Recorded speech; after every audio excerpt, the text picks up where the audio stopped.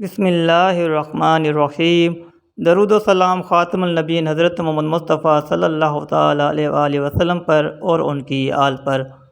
عید کے بعد ماہ شوال میں 6 روزے رکھنا مستحب ہے۔ ان روزوں کو عید کے روزے اور عیدی کے روزے بھی کہتے ہیں۔ ان روزوں کی ترغیب و فضیلت پر ایک حدیث مسلم شریف جلد اول صفحہ 179 پر آئی ہے۔ حضرت ابو ایوب انصاری رضی اللہ تعالیٰ عنہ سے روایت ہے، انہوں نے بیان کیا کہ رسول اکرم صلی اللہ تعالیٰ علیہ وآلہ وسلم نے ارشاد فرمایا کہ جو شخص رمضان کے روزے رکھے پھر اس کے بعد 6 روزے شوال کے مہینے میں رکھے تو یہ ہمیشہ روزہ رکھنے کی طرح ہے۔ اس حدیث کا مطلب یہ ہے کہ اگر کوئی شخص تمام عمر اپنا یہی معمول رکھے کہ رمضان کے روزے کے بعد ماہ شوال میں 6 روزے رکھ لیا کرے تو ایسا ہے کہ گویا اس نے تمام عمر روزے رکھے۔ ایک سال میں یہ عمل اگر ایک بار ہوا تو سال بھر روزے رکھنے کا ثواب ملے گا، کیونکہ اللہ تعالیٰ کا قانون یہ ہے کہ جو ایک نیکی کرے گا وہ 10 گنا ثواب پائے گا۔ جیسے 5 وقت نماز پڑھنے سے 50 وقت نماز پڑھنے کا ثواب ملتا ہے، اسی طرح ماہ رمضان کے روزہ کا ثواب 10 ماہ روزے رکھنے کا ہوا اور 6 روزوں کا ثواب 60 دن یعنی 2 ماہ روزہ رکھنے کا ہوا۔ اس کا مطلب یہ ہوا کہ شوال کے 6 روزے اور رمضان کے 30 روزوں کا ثواب 12 ماہ یعنی 1 سال روزہ رکھنے کا ملے گا۔ اور اگر تمام عمر اس عمل کو جاری رکھا یعنی ہر سال 1 ماہ رمضان اور 6 دن شوال کے روزے رکھے جائیں تو تمام عمر روزہ دار رہنے کا ثواب ملے گا۔ شارح مسلم امام نووی شافعی رحمۃ اللہ علیہ اس حدیث کی شرح میں لکھتے ہیں کہ یہ حدیث امام شافعی رحمۃ اللہ علیہ اور امام احمد رحمۃ اللہ علیہ کی اس بات پر دلیل ہے کہ عید الفطر کے بعد ماہ شوال میں 6 روزے مستحب ہیں،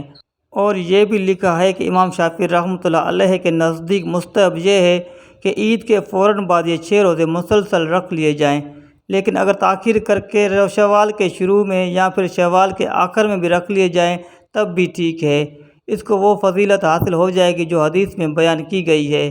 فقہ کی مشہور کتاب نور العزا میں صاحب نور العزا نے مستحب روزوں کا تذکرہ کرتے ہوئے لکھا ہے کہ احناف کے نزدیک مستحب روزے ہر مہینے میں 3 روزے ہیں، اور 3 میں بھی بہتر یہ ہے کہ ایام بیض یعنی چاند کی 13ویں، 14ویں اور 15ویں تاریخ میں ہوں،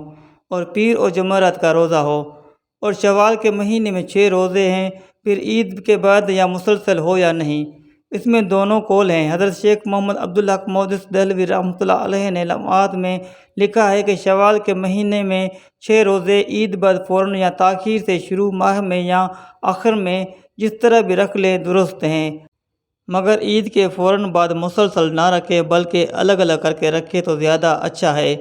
تاکہ اہل کتاب سے ظاہری مشابہت بھی لازم نہ آئے کہ انہوں نے رمضان میں کچھ اور روزے بھی ملا دیے تھے۔ حضرت امام احمد رحمۃ اللہ علیہ بھی یہی فرماتے ہیں۔ ان تمام تفصیلات کا خلاصہ یہ ہے کہ عید کے بعد شوال کا مہینے میں 6 روزے رکھنا مستحب ہے، اور ان روزوں کے رکھنے والوں کے لیے گنجائش ہے کہ شوال کے مہینے میں اپنی سہولت کے مطابق عید کے 2-3 دنوں بعد جب چاہے رکھ لے، اس کو حدیث میں بیان کی گئی فضیلت حاصل ہو جائے گی۔ حضرت سیدنا علی رضی اللہ تعالیٰ عنہ فرماتے ہیں کہ جب مزدور اپنے کام کو مالک کی مرضی کے مطابق پورا کرتا ہے تو مالک خوش ہو کر اس کو پوری مزدوری ادا کرتا ہے، بلکہ بعض اوقات زائد انعام بھی دیتا ہے۔ اسی طرح مالک حقیقی یعنی اللہ تعالیٰ کو جس کے رمضان المبارک کے روزے، تراویح،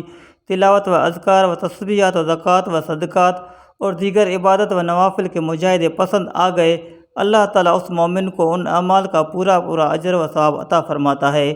اور عید کے دن بطور انعام اس کو مغفرت و بخشش اور دنیا و آخرت کے بارے میں دعاؤں کی قبولیت کے تحفے عنایت فرما کر اس کے لیے تقویٰ والی زندگی کے فیصلے فرما دیتا ہے، اور نیک اعمال کی توفیق عطا فرما کر اس کو لباس تقویٰ سے مزید اور آراستہ فرما دیتا ہے، کیونکہ رمضان کے روزوں کا دنیا میں ملنے والا پھل اللہ تبارک و تعالی نے تقویٰ ہی قرار دیا ہے۔ اے ایمان والو، تم پر روزے فرض کیے گئے ہیں جیسا کہ تم سے پہلوں پر فرض کیے گئے تھے، تاکہ تم متقی بن جاؤ اور دوزخ سے بچ جاؤ۔ لہذا رمضان کے بعد اگر روزہ دار کی زندگی میں انقلاب صالح پیدا ہو گیا، یعنی اگر پہلے وہ متقی و پابند شہرو نہیں تھا اور رمضان کے بعد وہ پرہیزگار اور دیندار ہو گیا، اور اگر دیندار تھا اور دینداری و تقویٰ میں ترقی ہو گئی تو یہ اس بات کی علامت ہے کہ اس کے رمضان نے قبولیت شرف حاصل کر لیا ہے، اور عید کے انعامات سے بھی وہ مالا مال ہوا ہے۔ جیسے آگ پر دھواں دلالت کرتا ہے اور دھوپ کا پھیلنا اور دنیا کا روشن ہو جانا سورج نکلنے پر علامت ہے۔ بالکل اسی نیک اعمال اور اچھے کاموں کی توفیق مل جانا اس بات کی کھلی نشانی ہے کہ اس بندہ مومن پر خدا کی رحمت متوجہ ہوئی اور اس کے گناہوں کو معاف کر کے اس کو جہنم سے آزادی نصیب ہو گئی، اس کی مغفرت و بخشش ہو گئی۔ مشائخ کا قول ہے کہ اگر ایک نماز کے بعد دوسری نماز کی توفیق ہو جائے تو یہ پہلی نماز کی مقبول ہونے کی علامت ہے۔ بس اسی طرح اگر رمضان کے بعد دوسری عبادت کی توفیق نصیب ہو جائے تو رمضان کے مقبول ہونے کی علامت ہے اور عید کی برکتوں سے فیض یاب ہونے کی نشانی ہے۔ اللہ تبارک و تعالیٰ کا ارشاد گرامی ہے کہ اور جو لوگ ہماری رضا کے لیے محنت کرتے ہیں ہم ان کو اپنی راہوں پر چلنے کی ہدایت اور توفیق دیتے رہتے ہیں۔ یہ بات اپنی جگہ پر ٹھیک ہے کہ رمضان میں زیادہ عبادت کا اہتمام تھا، تراویح کی 20 رکعت تھی، اب رمضان کے بعد وہ نہیں ہے تو دیگر نوافل ہیں۔ بعض بزرگوں نے فرمایا کہ اگر عشاء کے وتر سے پہلے چند رکعت صلاۃ اللیل کی نیت سے پڑھ لیں تو پڑھنے والا تہجد کی برکت سے محروم نہیں ہوتا، اور یہ ایک حدیث سے بھی ثابت ہے کہ عشاء کے فرض کے بعد جو نفلی طور پر پڑھی جائے وہ صلاۃ اللیل یعنی تہجد میں شمار ہوگی۔ اسی طرح رمضان میں تلاوت کی مقدار زیادہ تھی، اب اتنی نہیں تو کچھ کم ہی صحیح، لیکن رمضان مبارک کے بعد تمام معمولات کو یکسر ختم کر دینا صحیح نہیں، بلکہ اللہ تعالیٰ سے تعلق برقرار رکھنے کے لیے نفلی عبادتوں کا اہتمام رمضان کے بعد بھی ہونا چاہیے۔ اسی طرح معاشرے میں پھیلے ہوئے ہر طرح کے گناہوں سے بچنے کا اہتمام بھی کریں۔ دعا کے بارے میں اللہ تبارک و تعالیٰ نے فرمایا ہے کہ رمضان کے بعد یہ مت سمجھنا کہ اب دعا قبول نہیں ہوگی، بلکہ جب بھی تم اخلاص کے ساتھ اور دعا کے آداب کے ساتھ دعا مانگو گے تو انشاءاللہ اللہ تبارک و تعالیٰ دعا قبول فرمائے گا۔ گویا رمضان المبارک کے بعد ایک لائحہ عمل کی طرف اشارہ فرمایا۔